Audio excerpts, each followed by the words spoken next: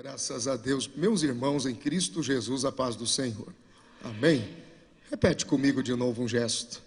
Levante a sua mão direita lá em cima e diga assim comigo: ó Deus, muito obrigado pelo privilégio de estar assentado ao lado de pessoas tão especiais para a minha vida. Se o que você disse é verdade, antes de você se assentar, abrace alguém aí do seu lado, na direita, na esquerda, e diga para ele assim, obrigado por você fazer parte da minha vida nesta tarde. Diga aí para ele, diga, muito obrigado por você fazer parte da minha vida nesta tarde. Graças a Deus. E depois que você fizer assim, pode tomar o seu assento. Glória a Jesus. Tome a sua Bíblia nas mãos. Encontre o livro do profeta Abacuque. Graças a Deus. Tome a sua Bíblia nas mãos e encontre o livro do profeta Abacuque, capítulo de número 3. Livro do profeta Abacuque, capítulo de número 3. Graças a Deus. Quem encontrou com o sinal, diga amém. Levante o seu rosto um instante aqui. Queridos, eu quero agradecer de todo o meu coração o carinho de muitos irmãos nos intervalos, andando aí pelo lado de fora do templo. Eu quero agradecer muitíssimo o abraço, a memória, a lembrança. Eu estou fora do Brasil, vão completando 4 anos e caminhando para o 5º ano. A movimentação, a minha ida foi uma movimentação de Deus, e eu tenho o privilégio de estar servindo a Jesus como copastor da Igreja Assembleia de Deus Ministério Cristo para as Nações, lá em Toronto, no Canadá, que é presidida pelo pastor Wagner da Costa já há 20 anos. Uma igreja de língua portuguesa, e nós temos brasileiros, portugueses, alguns hispanos, canadenses, italianos, angolanos. É uma igreja multicultural, interdenominacional. É uma igreja que está ativa na pluralidade de missões. E se um dia Deus disser que sim, vá nos visitar. Não assusta com o frio não, é suportável, a gente está vivo. Você vai ficar vivo. E tem sido uma experiência muito agradável estes anos, poder servir o pastor Wagner, poder servir aquela igreja. Levante o seu rosto um pouquinho aqui, me dá a sua atenção, a título de testemunho, bem rápido. Quando eu e minha esposa tínhamos 3 anos e meio de casados, eu completo esse ano 24 anos de casado. Nós temos 2 filhos, o mais velho é o Benhur Júnior, vai fazer 21 anos, e o menor é o Arthur Gabriel. Lembra quando no primeiro dia eu brinquei com a ideia dos nomes? Porque geralmente quando você dá um nome, ele tem que ter um significado, ele tem que ter um propósito. E não porque ele é bonito, internacional ou soa bem, que às vezes você pode até constranger seu filho no futuro. Mas quando nós tínhamos 3 anos e meio de casado, minha esposa foi diagnosticada impossível de ter filhos. Ela foi desenganada pelos médicos. E nós saímos do consultório com o exame na mão, tentando entender o que era aquilo que estava acontecendo com a gente. E aí fomos para a igreja no final de semana, e no domingo tivemos um culto maravilhoso lá em Toledo, no Paraná, de onde eu sou. E nesse culto Deus usou muito um irmão com dons de revelação, mas dons assim fiéis, com senhas secretas de Deus que você entendia que era Deus que estava falando e fazendo. Aliás, eu sinto muita falta dessa gente hoje. Eles estão meio escassos ultimamente. E aí, quando terminou a reunião, eu e minha esposa fomos até ele pedir oração, porque nós estávamos com um desejo de mudar de cidade. Nós queríamos sair de Toledo e ir para Curitiba. E quando nós nos aproximamos, eu disse: olha, o senhor pode orar por nós, porque nós estamos indo embora para Curitiba. Foi isso. Aí ele olhou e disse assim: quem disse que vocês vão embora para Curitiba? Quem disse que Curitiba é o seu lugar? Quem falou que o sul é o seu lugar? Isto tudo é um tempo, por um tempo. Porque eu vou remover as suas raízes e vou plantá-las no norte. Vou lhe confiar um ministério de palavra e avivamento no Brasil, até o tempo determinado em que eu removo as suas raízes. E como prova que sou eu o Senhor que vou fazer, eu estou abrindo o ventre da tua esposa agora para gerar filhos. Essa era a senha. Esse era o secreto. 30 dias, e o profeta disse: vai vir um menino. 30 dias, sobrenaturalmente, minha esposa estava grávida, esperando o menino. É por isso que o meu filho tem o meu nome, porque a minha esposa disse: eu vou homenageá-lo, ou homenagear a você e ao ministério que Deus lhe confiou, nos dando um menino, então ele terá o seu nome. Veio do coração da minha esposa. 6 anos depois, sem esperar, Deus manda o Arthur. O Arthur tem 14. Quando o Arthur chegou, eu cheguei de um congresso, estava tentando repousar no sofá, e minha esposa disse: bem, amor, estou grávida. Eu caí do sofá, foi aquela confusão, virou uma coisa. Falei: tá o quê? Grávida, já fazia 3 meses. E ela é magrinha, franzina. E aí ela disse: como é que vai ser o nome? Eu disse: vamos colocar de Gabriel, porque está sendo enviado de Deus. E ela disse assim: mas eu tive um sonho essa noite que eu estava diante de um trono de um rei, e estava escrito no trono: Rei Arthur. Eu disse: então vamos colocar Arthur Gabriel. Então, quando eu brinquei com 2 nomes, o meu filho menor tem 2 nomes. Você pode colocar até uns 5, mas dá um significado, né?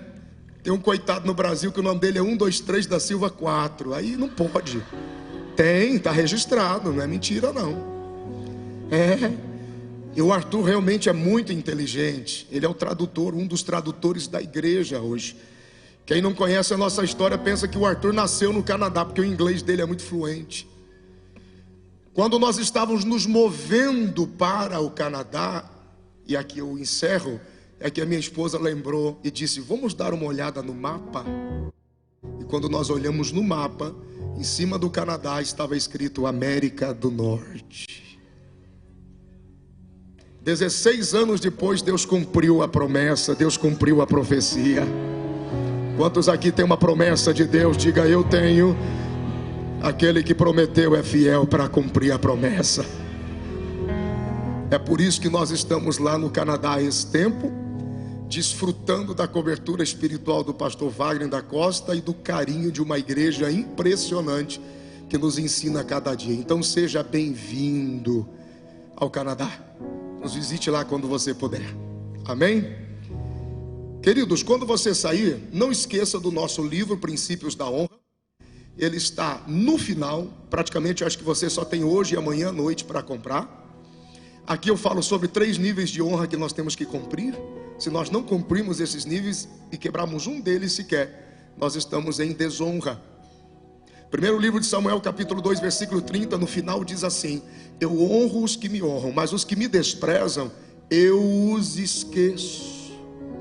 Ou serão envilecidos, ou desprezados, ou esquecidos. Por que aquela sensação que parece que Deus não lhe ouve? Em algum momento você diz assim: estou sozinho. Muitas coisas podem ter acontecido, mas você pode também ter quebrado princípios da honra de Deus. Nós temos 3 níveis: honra acima de nós, honra do nosso lado e honra abaixo de nós. Nós temos honra com aqueles que estão acima, com o governo, com a autoridade que Deus estabelece. Temos honra nos nossos relacionamentos, eu foco o princípio de perdão. E temos a honra com aqueles que estão abaixo de nós, que eu falo sobre o serviço, princípio de servir. Você reconhece a autoridade, é bom para o serviço, mas não perdoa, você está em desonra. Eu não preciso me utilizar de enunciado profético para dizer que alguma coisa na sua casa não vai bem. Você pode até ser muito Você pode reconhecer a autoridade, você pode até perdoar as pessoas, mas se você não se envolve para produzir, você está em desonra. E assim continua. Você pode ser muito produtivo, mas não se relaciona bem com as pessoas, ou se relaciona, mas não reconhece a autoridade, você também está em desonra. E uma série de coisas são atraídas de forma negativa. E atenção, pais, toda a batalha que nós vencemos hoje, os nossos filhos não precisarão lutar amanhã. E algumas coisas estão sendo deixadas de herança, e herança negativa, prejudicial, nociva, sobre a vida dos filhos, porque os pais não resolvem hoje. Pai murmurador, filho murmurador. Mãe murmuradora, filho murmuradora. E assim vai indo, e uma herança de desonra. Então aqui tem uma doutrina. Esse livro foi escrito em um período da nossa igreja, em Foz do Iguaçu, logo que o pastor Israel Sodré, Deus o recolheu, e a igreja enfrentou uma onda de divisões no campo. E aí nós ministramos 21 mensagens sobre a honra de Deus para ajudar a conter o povo, porque o princípio de maldição estava se estabelecendo e até hoje muita gente colhe. Você pode adquirir lá no final. Amém, meus irmãos? Vamos lá. Abacuque capítulo 3. Vamos terminar o livro. Oração do profeta Abacuque sobre Sigionote. Ouvi, Senhor, a tua palavra e temi. Aviva, ó Senhor, a tua obra no meio dos anos. No meio dos anos, faze-a conhecida. Na tua ira, lembra-te da misericórdia. Deus veio de Temã, e do monte de Parã o santo. A sua glória cobriu os céus, e a terra encheu-se do seu louvor. E o resplendor se fez como a luz, raios brilhantes saíam da sua mão, e ali estavam o esconderijo da sua força. Adiante dele ia a peste, e brasas ardentes saíam de seus passos. Parou e mediu a terra, olhou e separou as nações, e os montes perpétuos foram esmiuçados. Os outeiros eternos se abateram, porque os caminhos eternos lhe pertencem. Vi as tendas de Cusã em aflição, tremiam as cortinas da terra de Midian. Acaso é contra os rios, Senhor, que estás irado? É contra os ribeiros a tua ira, ou contra o mar do teu furor? Visto que andas montado sobre os teus cavalos e nos teus carros de salvação, descoberto se movimentou o teu arco.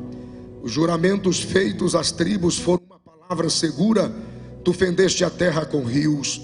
Os montes te viram e tremeram. A inundação das águas passou. O abismo deu a sua voz, levantou ao alto as suas mãos, e o sol e a lua pararam nas suas moradas. Andaram à luz das tuas flechas, ao resplendor do relâmpago da tua lança. Com indignação marchaste pela terra, com ira trilhaste os gentios. Tu saíste para a salvação do teu povo, para a salvação do teu ungido. Tu feriste a cabeça da casa do ímpio, descobrindo o alicerce até o pescoço. Tu trapassaste com as suas próprias lanças a cabeça das suas vilas. Eles me acometeram tempestuosos para me espalharem. Alegravam-se como se estivessem para devorar o pobre em segredo. E com os teus cavalos marchaste pelo mar, pela massa de grandes águas. Ouvindo eu, o meu ventre se comoveu, a sua voz tremeram os meus lábios. Entrou a podridão dos meus ossos e estremeci dentro de mim. No dia da angústia descansarei, quando subir contra o povo que invadirá com suas tropas. Porque ainda que a figueira não floresça e nem haja fruto na vide, ainda que decepcione o produto da oliveira e os campos não produzam mantimento, ainda que as ovelhas da malhada sejam arrebatadas e nos currais não haja gado, todavia eu me alegrarei no Senhor, exultarei no Deus da minha salvação. O Senhor Deus é a minha força, e fará os meus pés como os das corças, e me fará andar sobre as minhas alturas. Para o cantor mor, sobre os meus instrumentos de corda, diga graças a Deus. Querido, a sua atenção, por favor, e o seu carinho de resposta ao altar. Nós estamos desde quinta-feira juntos, e o propósito então começa agora a se concluir.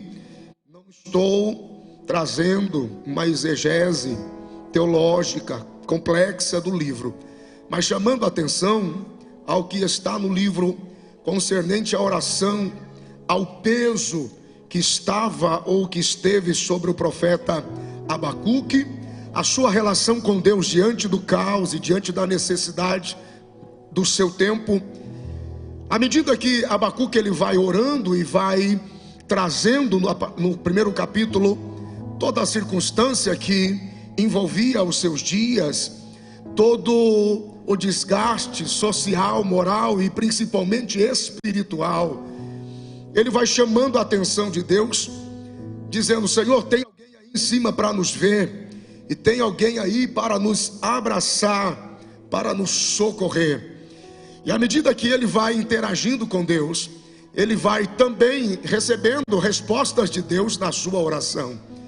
Eu costumo dizer que quando você está orando e você tem dificuldades com a sua língua ou com a sua memória, é importante que você, por exemplo, leia a palavra de Deus.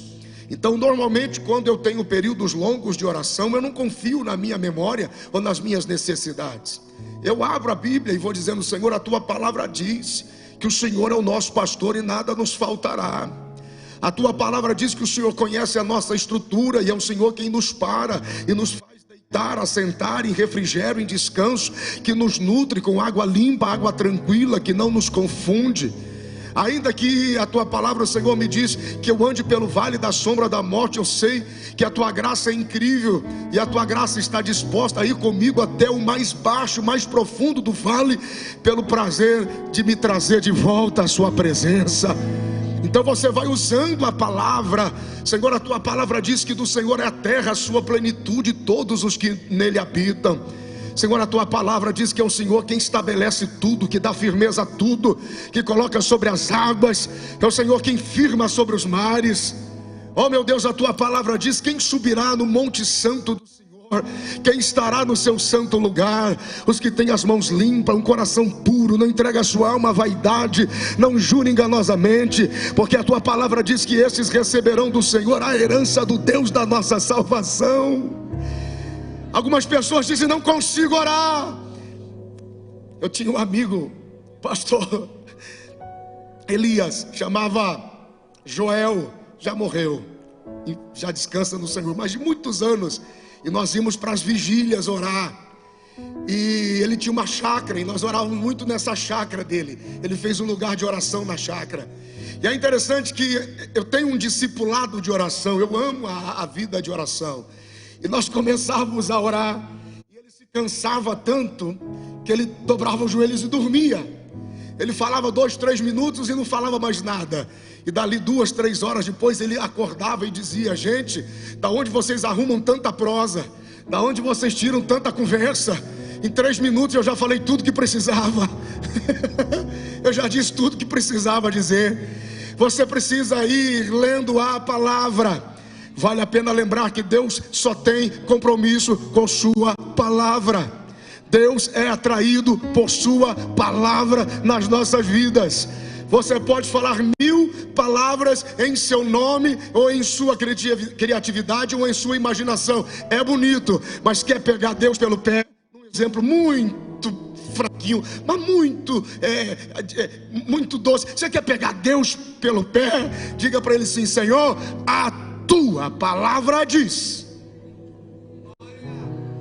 O Senhor falou sobre isso. Então você vai orando a palavra de Deus, ela vai ministrando ao seu coração. Senhor, a tua palavra diz que os mortos não têm memória. Senhor, a tua palavra diz que aqueles que habitam no sepulcro não podem mais te louvar. Senhor, a tua palavra diz que o Senhor separa para si aqueles que lhe são queridos, e quando estes clamam, o Senhor ouve. Eleva o meu nível ao nível de querido seu, para que o Senhor me ouça e para que o Senhor me veja. Quantos amam a palavra de Deus? Diga: eu amo. ele vai orando, e na medida que ele vai orando, Deus vai falando, Deus vai fluindo, e vai acontecendo através dele o consolo, o conforto. Às vezes nós estamos tão desesperados, tudo que precisamos é um tempo de oração e de elevação na presença de Deus. Nós vamos aprendendo com Abacuque, e à medida que o livro vai terminando, capítulo de número 3, como nós lemos e vamos percebendo, ele vai atingindo o nível de encontro sobrenatural com Deus, e vai recebendo o conforto de Deus. Ele vai sendo nutrido de esperança, ele vai sendo nutrido de força para prosseguir, e eu glorifico a Deus por isso. O Abacuque que termina o seu livro no capítulo de número 3 é bem diferente do Abacuque que começou no capítulo de número 1. Agora ele sai da prosa comum para a poesia. E eu quero fazer essa observação e lançar a luz e dar esse destaque da prosa comum para a poesia, porque isso era muito importante para o Oriente Médio, isso era muito importante, diferente dos ocidentais. Todo texto de alta importância, consideração, ganhava um toque poético, ganhava um toque de rima, de verso e poesia, porque aquilo era uma forma de dizer: isto é importante, isso é relevante, isso tem um significado. À medida que a prova ou a prosa, ela se limitava só à repetição ou à consideração do material comum, do cotidiano comum, sem qualquer relevância. Abacuque começa o seu livro com provas, tá? Ele vai considerando coisas do que é comum e dá luz sobre a desgraça, a dor e a maldade. Mas à medida que ele vai terminando, ele vai construindo poeticamente, ele vai construindo com rima, ele vai trazendo um cântico. Isto naquela época era importante, porque facilitava na memorização, facilitava no processo do povo em aprender, em memorizar, em guardar a importância do que estava sendo registrado. Diferente de hoje, que poesia tem o tom romantizado, né? Tem o tom da rima, da sátira, ou qualquer coisa de outra natureza. Mas não, para aquele tempo tinha um significado de destaque, e trabalhava-se potencialmente naquilo que a gente chama de paralelismo. Por exemplo, para que os irmãos possam entender, ouça essa frase que eu escrevi aqui: a menina era bonita e inteligente, aquela garotinha tinha muito beleza e sabedoria, muita beleza e sabedoria. Quando você separa e destaca o paralelismo, você consegue memorizar. Então eu tenho um destaque de menina, garotinha, bonita e inteligente, beleza e sabedoria. O propósito era conectar informações poderosas, relevantes, significativas, para que pudesse ficar na mente do povo. É por isso que você tem mais facilidade, por exemplo, de gravar uma música em contexto de rima e poesia do que qualquer outro conceito científico, por exemplo. Você consegue no paralelismo fazer uma conexão harmônica, agradável, e você vai vendo que isso fica mais fácil. À medida que Abacuque vai desenvolvendo no capítulo de número 3, ele percebe que as circunstâncias negativas que o sufocavam no capítulo 1, à medida que ele vai falando com Deus, essas circunstâncias negativas já não estavam mais controlando a sua mente, controlando a sua condição de profeta. E aos poucos a ansiedade vai deixando Abacuque. Ele começa a ter uma visão ampliada de quem Deus era, maximizada do Deus que estava ouvindo, estava pronto a responder. E ele continua, mas agora ele vai deixando a queixa para poetizar e escrever sobre confiança. Abacuque vai abrindo mão da dúvida para manifestar a certeza de que tem um Deus no céu que vê tudo, caminha, vê, pode, fala, age e trabalha por aqueles que nele confiam. ele vai recebendo força, ele vai recebendo graça, ele vai recebendo ânimo. E isso não é por acaso. Isso acontece justamente no meio do seu livro, quando no livro de Abacuque, no capítulo 2, no versículo de número 4, ele deixa uma expressão que depois no Novo Testamento é repetido por 3 vezes: mas viverá o justo pela fé. Levante o seu rosto só um pouquinho. Oh meu Deus, diga comigo: o justo viverá pela fé. Outra vez, diga: mas o justo viverá pela fé. Quantos aqui amam a palavra de Deus? Dá um sinal, diga glória a Deus. O nosso relacionamento com Deus se faz por esse trânsito da fé. Quando Paulo escreve aos Romanos, olhe para cá e preste atenção. Quando Paulo escreve aos Romanos no capítulo 1 e no versículo 17, ele encerra dizendo que o justo viverá pela fé. E ele lança a luz dizendo: de fé em fé, de glória em glória. Por quê? Porque a fé de ontem não move hoje. A glória de ontem precisa se encontrar com a glória de hoje e com a manifestação da revelação dessa fé de hoje.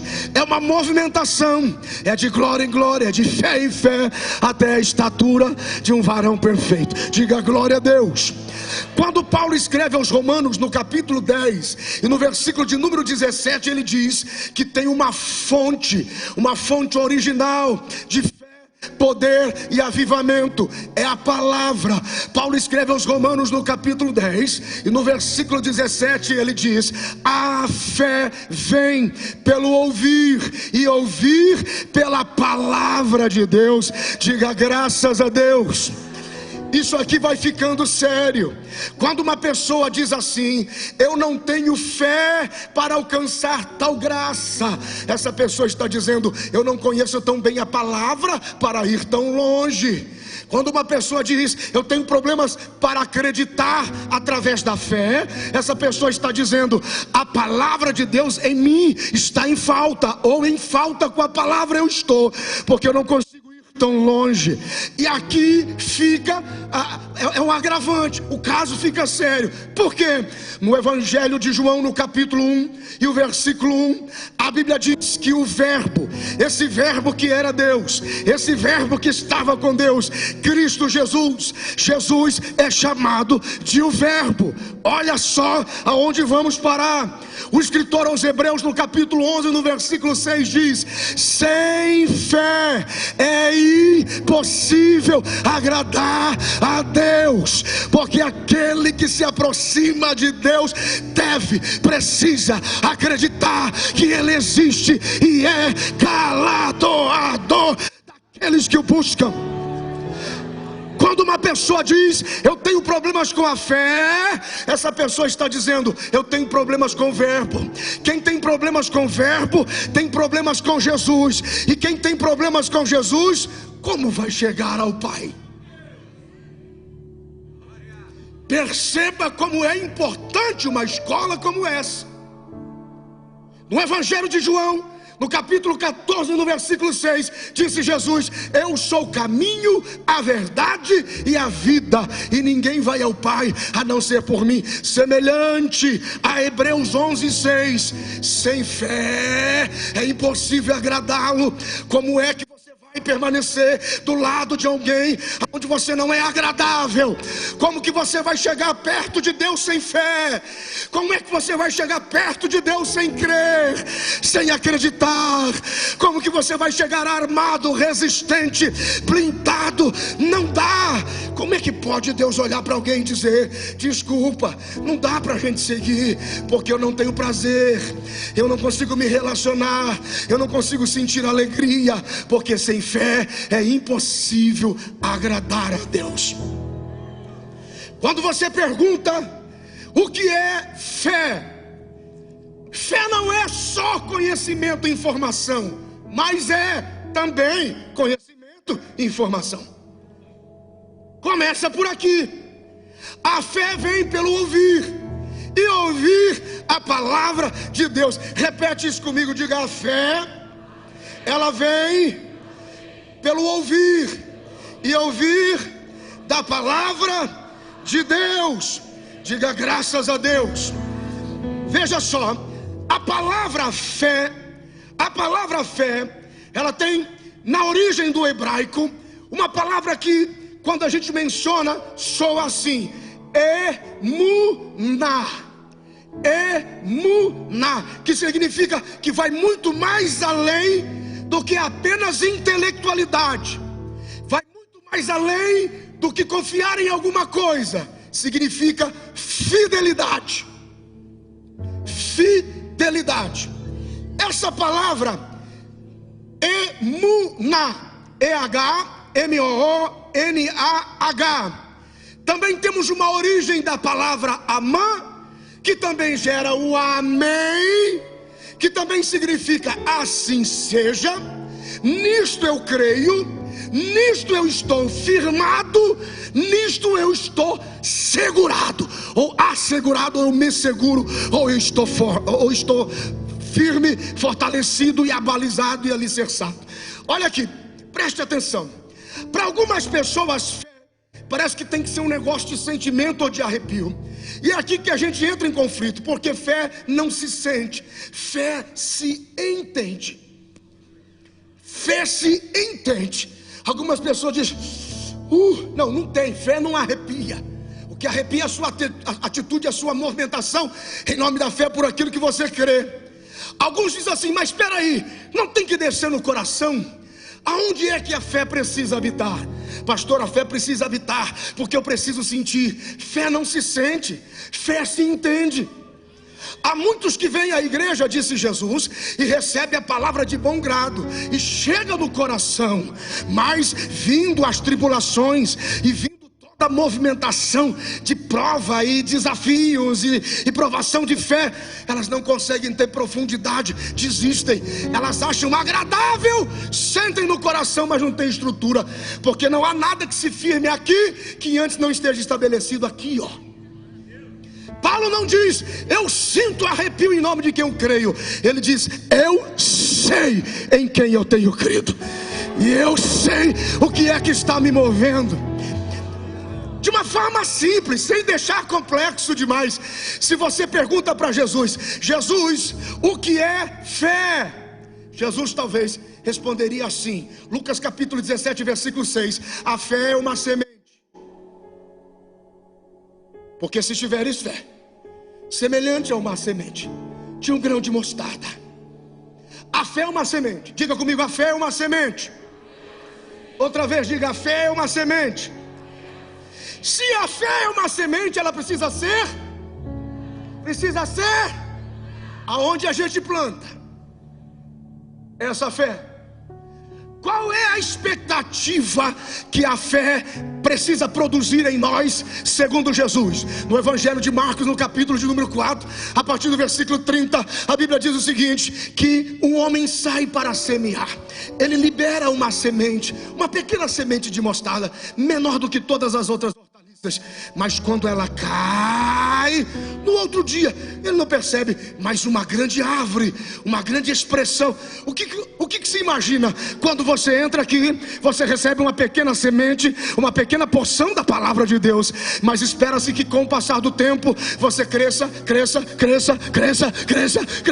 e evolua, e tenha expressão de fé, e tenha dimensão de fé. Tem alguém aí? Diga graças a Deus.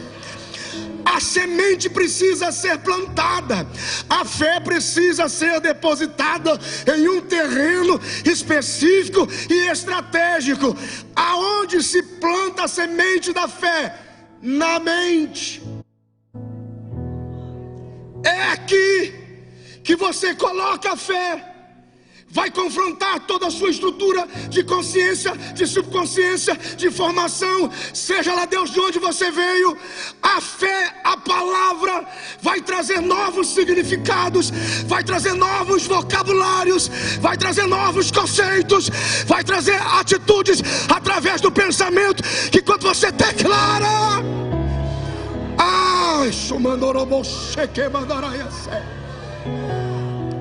porém, a nossa mente ela trabalha 24 horas por dia para fazer com que a dúvida permaneça aí, para nos separar de Deus. Você vem trazer uma oferta, você vem dizimar no altar, e aí você ganha 10 mil reais por mês. Quem não ganha recebe? Tá bom, 5 vai receber, o resto fica com o que tem. Vamos lá, não reclama não, já foi, passou rápido. Você ganha 10 mil reais por mês, mano.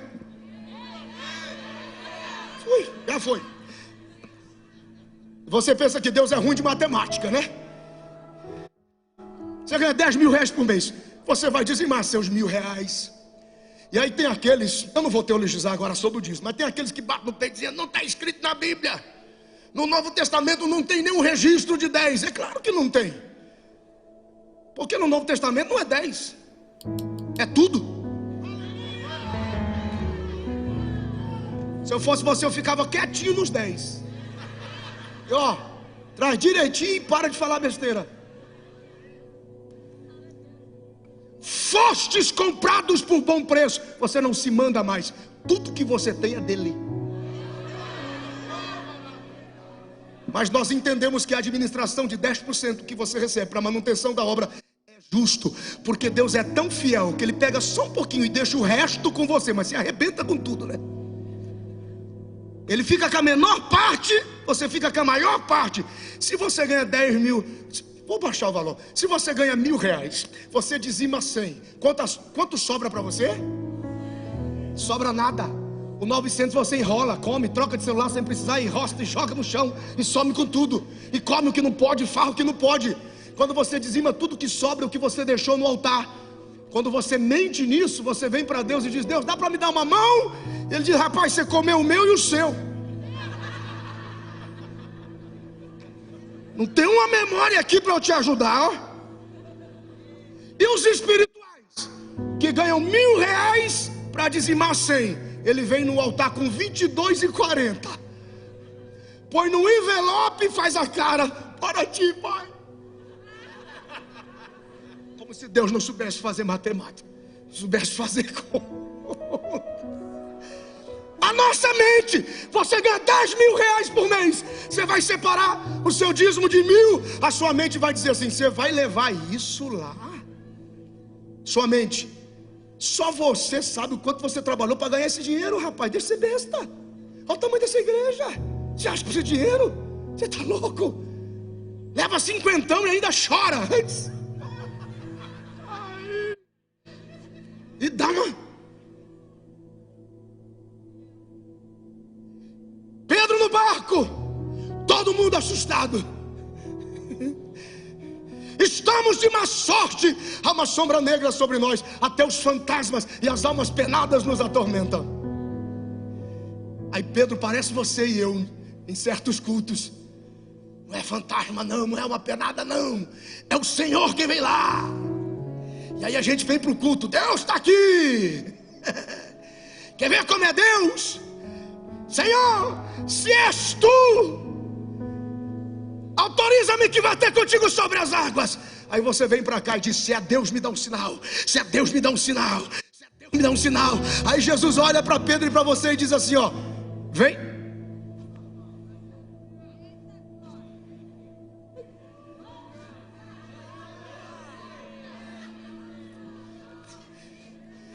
Quando ele coloca o pé sobre a água, e o segundo passo é dado, e o vento sopra. Mente de Pedro: você está doido? Você já ouviu alguém fazer isso que você está fazendo, cara? Você vai afundar nisso aí. Isso vai acabar com você. O diabo tem uma arma. Quando o diabo percebe que eu e você estamos chegando perto de algo muito especial de Deus, ele tem uma arma que é a última cartada dele. Ele olha para você e usa o medo, que é a única arma que mata a fé. Ele está aqui, ó. Quando ele começa, eu não estou falando do pânico que paralisa, Mas eu estou falando daquele medo que você autoriza ser pânico para te congelar, para não ter atitude. Porque o medo bom é aquele que te dá discernimento. Tem alguma coisa que precisa ser mudado para você estar bem. Então muda isso.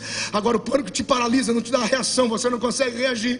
Quando ele está afundando, ele diz: Senhor, socorre-me, porque tenho medo. Jesus toma ele pela mão. Ele diz assim: olha, se você quiser continuar comigo daqui para frente, é sem medo. Aquilo era uma tempestade, as águas estavam em movimento. Você acha que Pedro saiu do barco e o barco ficou no mesmo lugar esperando Pedro voltar? O vento levou o barco para longe, irmãos. Aquilo foi movimentado, vento, sopro, água e movimento. Quando ele está lá para cima, o barco já está longe. Como é que ele volta para o barco? De mãos dadas com Jesus. E ele diz: você só precisa confiar, que eu te levo para o barco. A nossa mente, ela é programada para resistir a Deus, para resistir sua palavra, para resistir à fé. Tem um texto que é clássico, eu guardo isso há muitos anos, Provérbios capítulo 23, versículo 7. Anota isso aí, escreva isso aí. Provérbios capítulo 23, versículo 7. Isso é fundamental. Aquilo que o homem imagina, dependendo da sua versão, aquilo que o homem pensa, aquilo que o homem guarda em pensamento, aquilo que imagina o homem na sua mente, aquilo que imagina o homem na sua cabeça, o que você tem aqui, ó, olha aqui para mim, olha aqui para mim, tudo que está aqui na sua cabeça, nisso você se torna.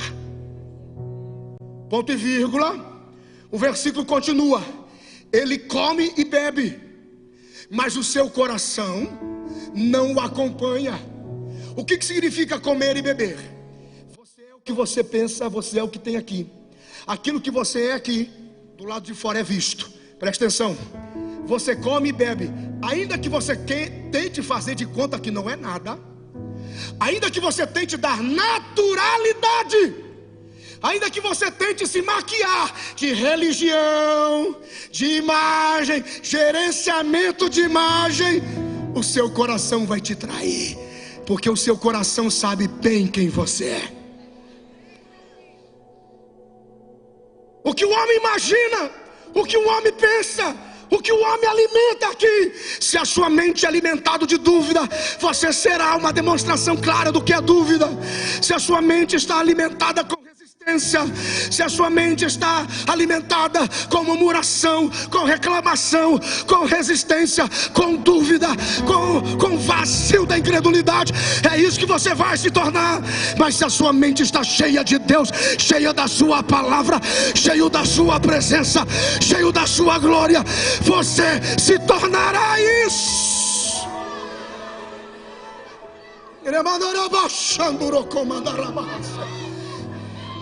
Me ajuda, me ajuda.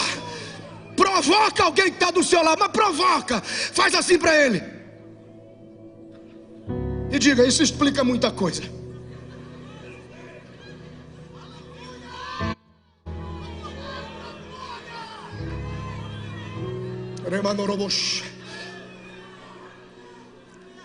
Fé não é um arrepio, não é um frio na espinha, é a gente pensando.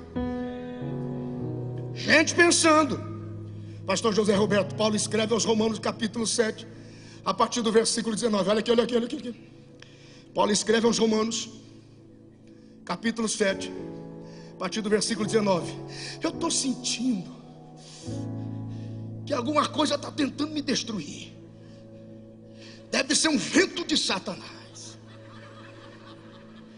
deve ser um agente do cão. Não, cabeça pensando. Fala, Paulo, aquilo que eu quero fazer eu não faço, e aquilo que eu estou fazendo é tudo que eu não devia fazer. Então vamos pensar. Se aquilo que eu estou fazendo é o que eu deveria fazer, porque o que eu deveria fazer eu não estou fazendo, então não sou eu que faço. Mas o pecado que está em mim está fazendo isso. Faz sentido. Pobre miserável homem que sou, quem me livrará do corpo dessa morte? É pensar.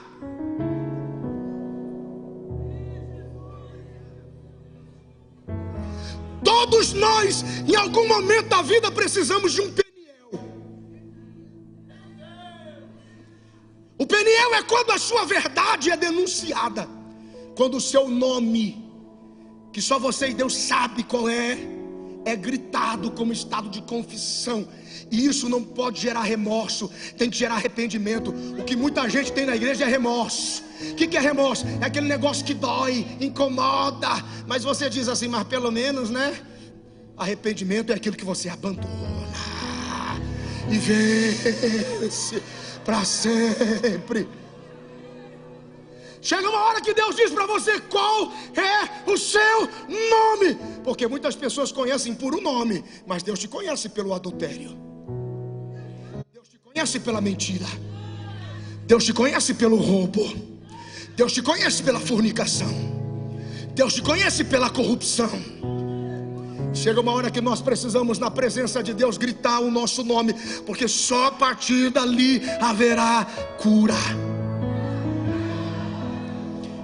Ontem pastor Alain Brizotti, com bastante respeito, falou sobre a mulher cananeia sírio-fenícia de nação. Eu não vim, porque eu vou estar pregando hoje à noite. Quantos aqui sabem a diferença entre a presença e a glória de Deus?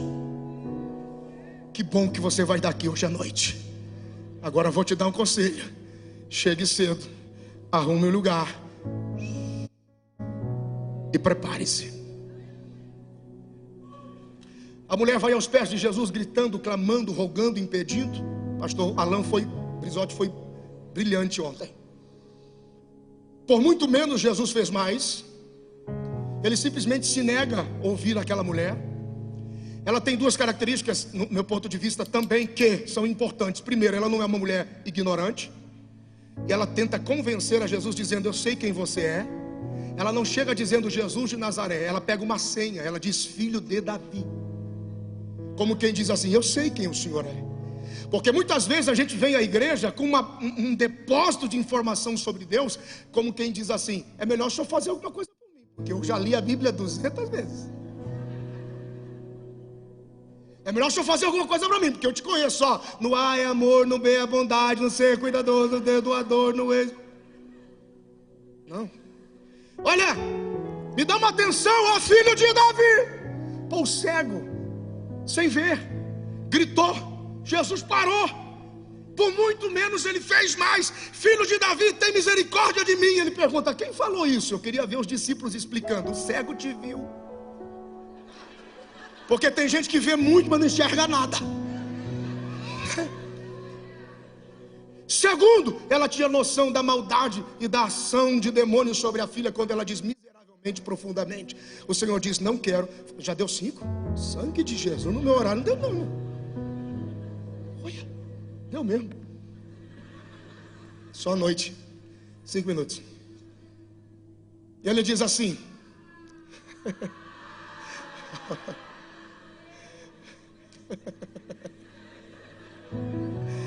vocês não sabem o que espera vocês à noite.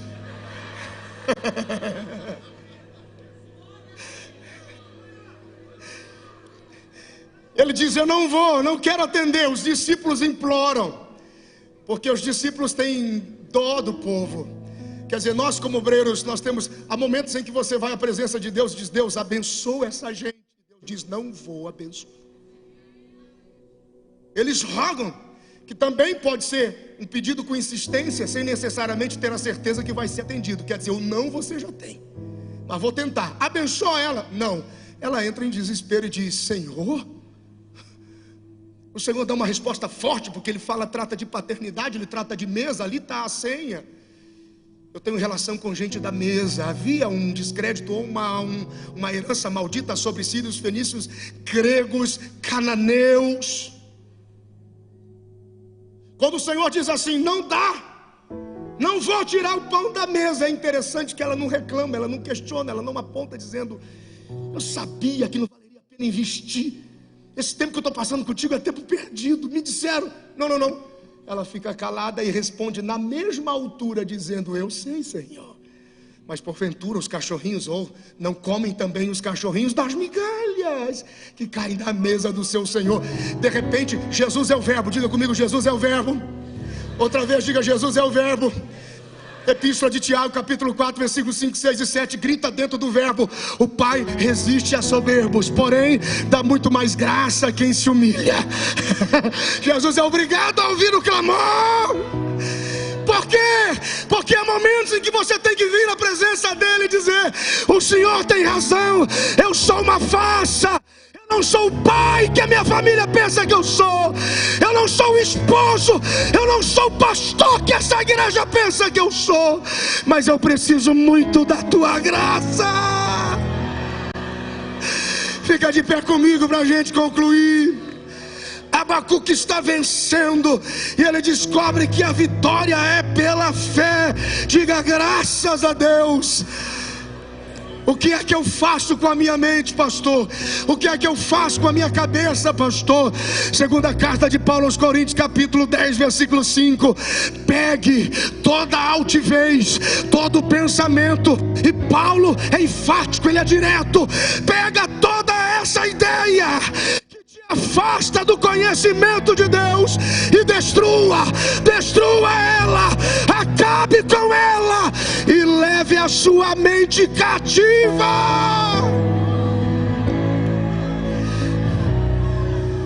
aos pés de Jesus.